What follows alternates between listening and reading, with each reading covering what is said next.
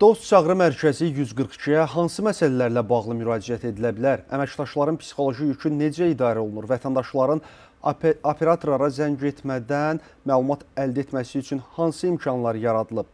Bu və digər sualları Dost Çağrı Mərkəzi 142-nin direktoru Bəxtiyar Məmmədov Asan TV-də canlı yayımda cavablandıracaq.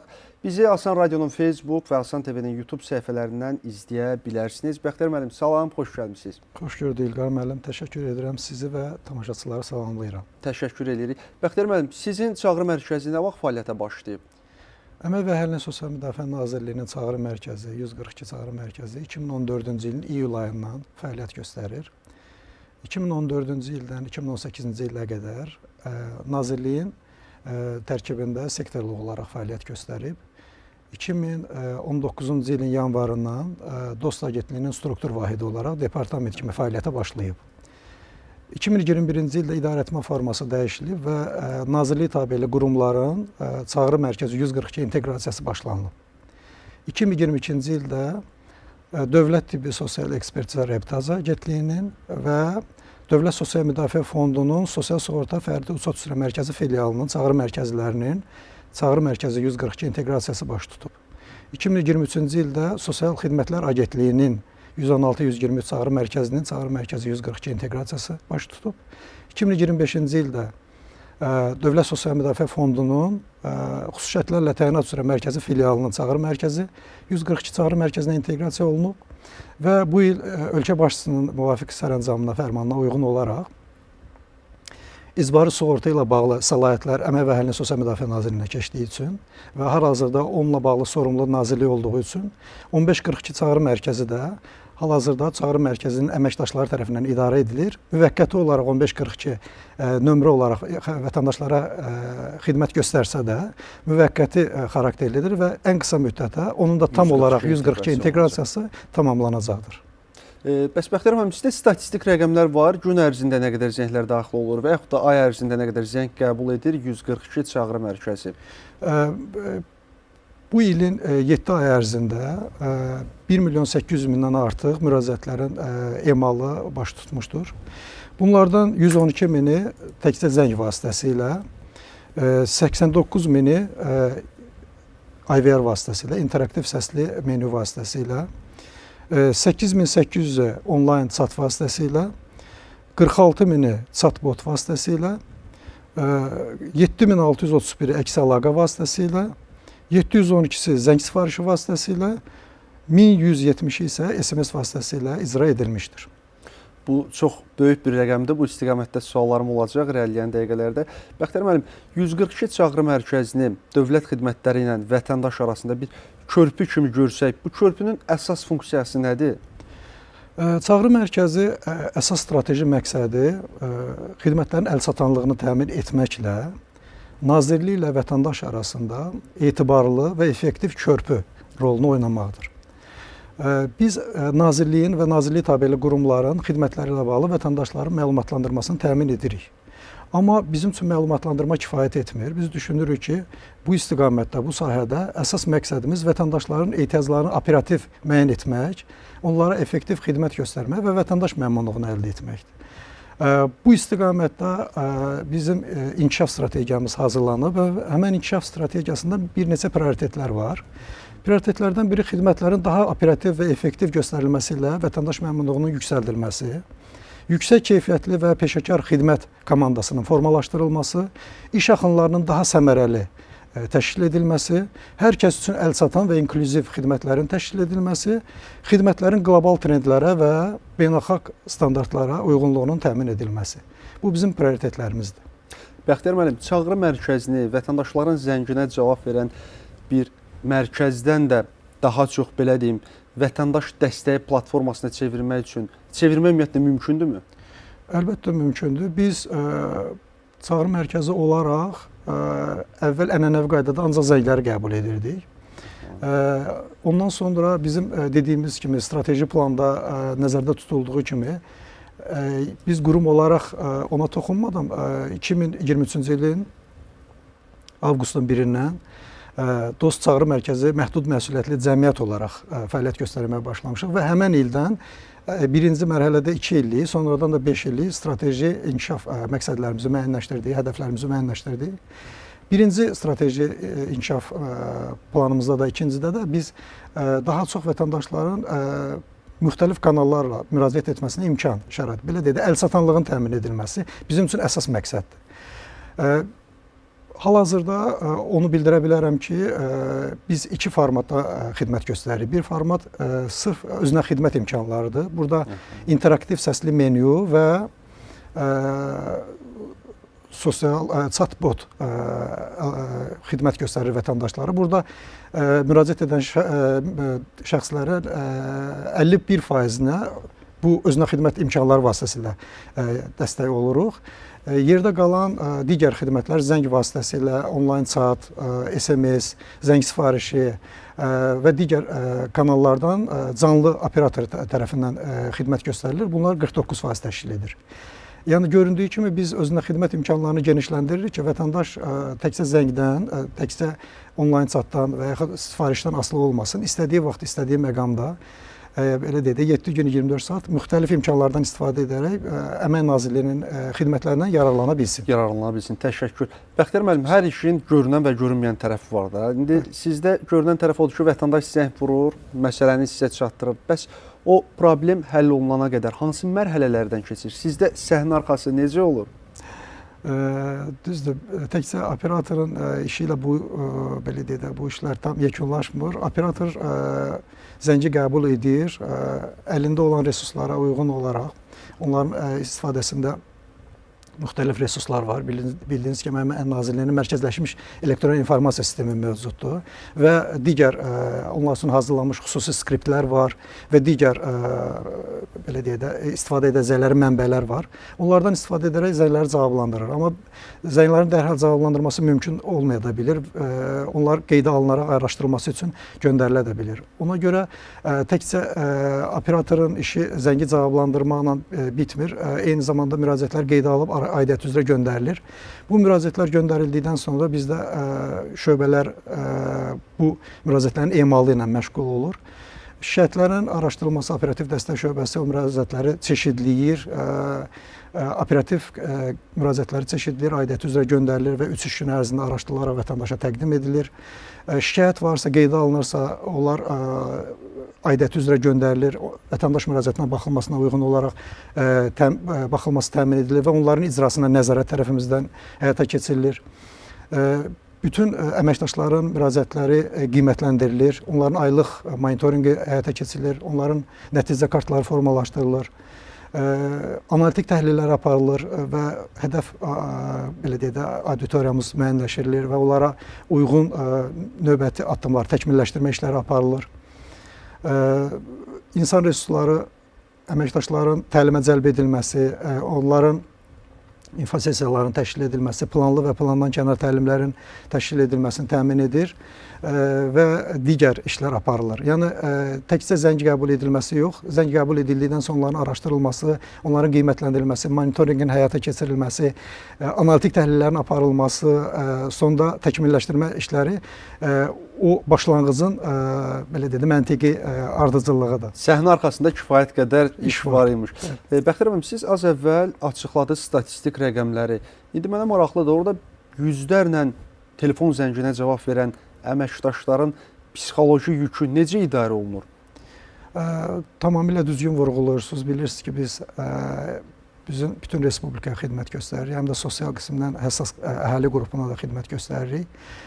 Ona görə də bizim Çağrı Mərkəzinin ştatında psixoloq mövcuddur və o psixoloji gərginliyi, psixoloji stresi, psixoloji vəziyyəti stabil saxlamaq üçün bizə dəstək olur. Əməkdaşlarla psixoloji vəziyyətin stabil saxlanması üçün həm fərdi, həm də qrup şəklində görüşlər keçirilir. Eyni zamanda planlı və plandan kənar infosessiyalar və təlimlər keçirilir ki, psixoloji vəziyyətin stabil saxlanması xidmət keyfiyyətinə birbaşa təsir edən amillərdəndir. Onun üçün bu bizim üçün xüsusi əhəmiyyət kəsb edir və xüsusi diqqətimizdə saxlayırıq bu məsələni. Mən bilirəm ki, siz xidmət keyfiyyətinə də xüsusi önəm verən bir qurumsunuz. Bəs operatorların peşəkarlığını artırmaq üçün hansı işlər görürsünüz? Operatorun peşəkarlığını artırmaq üçün bizdə ilin sonunda növbəti il üçün sorğular keçirilir, təlim ehtiyacları sorğusu keçirilir və planlı şəkildə aylıq əsasda, günlük əsasda, həftəlik əsasda təlimlər planlı keçirilir. Bu təlimlər bizim ixtisaslaşmış, bilirsiniz, ixtisaslaşmış müəssisəmiz var, observatoriya. Onlar tərəfindən keçirilir. Ehtiyaclar bizim tərəfimizdən müəyyənləşdirilir, icrası onlar tərəfindən həyata keçirilir.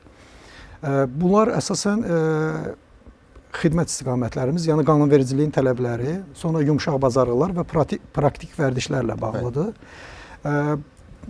Planlı təlimlərdən əlavə qanunvericilikdə bilirsiniz, mütəmadi dəyişikliklər olur. O mütəmadi dəyişikliklərlə də bağlı plandan kənar ehtiyaclara uyğun olaraq təlimlər təşkil edilir. Eyni zamanda Nazirliyin tabeliyində olan və Nazirliyin əməkdaşları tərəfindən istifadə edilən, bəzi hissəsi vətəndaşlar tərəfindən istifadə edilən mərkəzləşmiş elektron informasiya sistemi mövcuddur. Orada da mütəmadi təkmilləşdirmə olduğuna görə o təkmilləşdirmə ilə də bağlı əməkdaşlar mütəmadi olaraq maarifləndirməsi həyata keçirilir. Təşəkkür edirəm Bəxtiyar müəllim. Xatırladım ki, Dost Çağrı Mərkəzi 142-nin direktoru Bəxtiyar Məmmədov qonağımda. Biz Çağrı Mərkəzinin fəaliyyəti barədə danışırıq. Bəxtiyar müəllim, vətəndaşların operatora zəng etmədən məlumat əldə etməsi üçün hansı imkanlar yaradılıb? Bu barədə istəyərdim məlumat verək bir də. Az əvvəl vurğuladıq özünə xidmət imkanları, bəli. Onlar biraz da açsaq. İnteraktiv səsli menyu dediyimiz 142 Çağrı Mərkəzinə zəng vuranda ilk qarşılaşdığımız salamlamadan sonra səsli menyu mövcuddur. Dövrü anonslar səsləndirilir orada. Pensiya, müavinət, təqaüd və digər ödənişlərlə bağlı, ödəniş tarixləri ilə bağlı müvafiq məlumatlar təqdim edilir. Bir düyməsi altında 6 interaktiv xidmətimiz təqdim olunur. Uşağın anadan olmasına görə bir dəfəlik müavinətin verilməsi, əlilliklə ilə bağlı müraciətin cari statusu, ünvan dövlət sosial yardımla bağlı cari statusu və s. 6 xidmət istiqaməti üzrə sonuncu müraciətin statusu səsləndirilir. 2 düyməsi altında 14 istiqamətdə qanunvericiliyin izahı və müraciət etmək qaydası izah edilir. Orada da əmək pensiyası, sosial müavinət, təqaüd, Azərbaycan Respublikası Prezidentinin təqaüdü və digər qanunvericiliklərlə bağlı müraciət etmə qaydası. İkinci özünə xidmət kanalımız chatbotdur. Chatbotda da yenə də analoji olaraq dövri anonsları mətn formatında vətəndaşlara təqdim edilir və faydalı keçidlərə, faydalı məlumatlara, videoroliklərə keçidlər onun üzərindən təmin edilmişdir ki, vətəndaşlar istənilən vaxt ondan yararlana bilər və maariflənə bilərlər. Siz chatbot dediniz, xatırladım. İndi süni intellekt həyatımızın bütün sahələrini belə deyək də hiss eləyirik onu. Bəs Çağrı Mərkəzinin fəaliyyətində necə? Onun imkanlarını necə görürsünüz, necə qiymətləndirirsiniz? Biz bununla bağlı işləyirik. 2025-ci ildə artıq Nazirlikdə ilkin süni intellekt aləti olaraq AI Dost sosial botu təqdim edilib. Onun xidmətləri nisbətən məhduddur. İnşallah onu genişləndirməyə çalışırıq. Və paralel olaraq Çağrı Mərkəzinin fəaliyyətində səsli botun tətbiqi nəzərdə tutulur, voice botun tətbiqi nəzərdə tutulur. Bununla bağlı funksional və texniki qiymətləndirmə aparılıb. Bilirsiniz ki, bizdə Doststream fəaliyyət göstərir, Rəqəmsal İnnovasiyalar Mərkəzi. Aidiyyatı dövlət strukturları ilə fikir mübadiləsi, təcrübə mübadiləsi aparılır və onun tətbiqi ilə bağlı onlardan verilən məlumata görə ilin sonuna qədər ilkin tətbiqi nəzərdə tutulub. Onu tətbiq etməklə biz özünə xidmət imkanlarını genişləndirəcək və vətəndaşlar üçün əlçatanlığı biraz da təmin edəcəyik. Əla, biz sizə uğurlar arzulayırıq. Bir də biz əməkdaşlardan danışdıq, Bəxtiyar müəllim. Sizin əsas məqsədiniz odur ki, vətəndaşlar məmnun qalsınlar. Vətəndaş məmnuniyyəti bir sözlə. Bəs vətəndaş məmnunluğunu necə yoxluyursunuz, necə qiymətləndirirsiniz?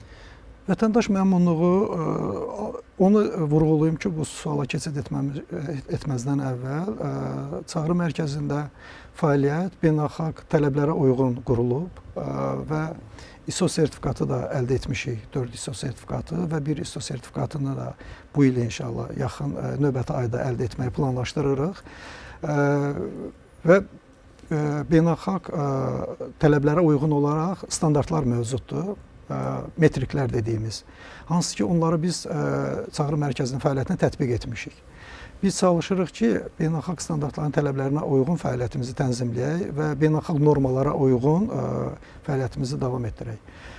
O yüzden bizdə beynəlxalq tələblərə uyğun metriklərdən ikisi çağrı mərkəzində ən çox tətbiq olunan SİSAT və MPS-dir. SİSAT dərhal xidmətdən sonra xidmətdən məmnunluğu ölçmək üçün istifadə olunur. Bizdə 5 ballıq şkala üzrə tətbiq edilir.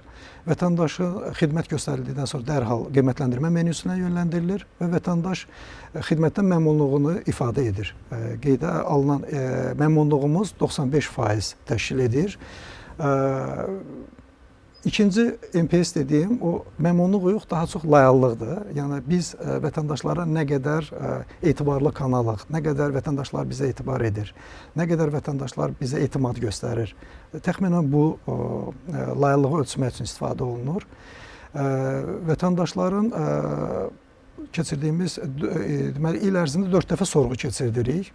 Təxminən 500-dən artıq təxminən vətəndaş sorğuda iştirak edir. Hər rübdə keçirilən sorğuya əsasən 94%-dən artıq MPS sorğumuz qiymətləndirilib və düşünürük ki, vətəndaşların layihəliliyi bizdən 94%-dən artıq və məmnunluğu 95% və daha artıqdırsa, bu vətəndaş tərəfindən bizə verilən ən yüksək dəyərdir və biz o dəyərə uyğun işimizi tənzimləyirik və əlçatanlığın təmin edilməsi üçün növbəti addımlar atmağa çalışırıq. Bu böyük uğurdur, sizi təbrik edirik. Son sualım, sizin yəni Dost Çağrı Mərkəzi 142-nin qarşıda dayanan əsas hədəfləri nələrdir? Bir neçə hədəflər var ki, biz artıq onların üzərində işləyirik. Az əvvəl vurğuladım ki, biz müxtəlif kanallarla vətəndaşlara xidmət göstərməyə çalışırıq. Müxtəlif kanallarla müraciət edən şəxslərin müraciətlərin idarə edilməsində müəyyən çətinlik yaranır. O çətinliyi aradan qaldırmaq üçün biz omnikanal sisteminə, yəni çox kanallı sistemdən omnikanal sisteminə keçidi bu il üçün planlaşdırırıq.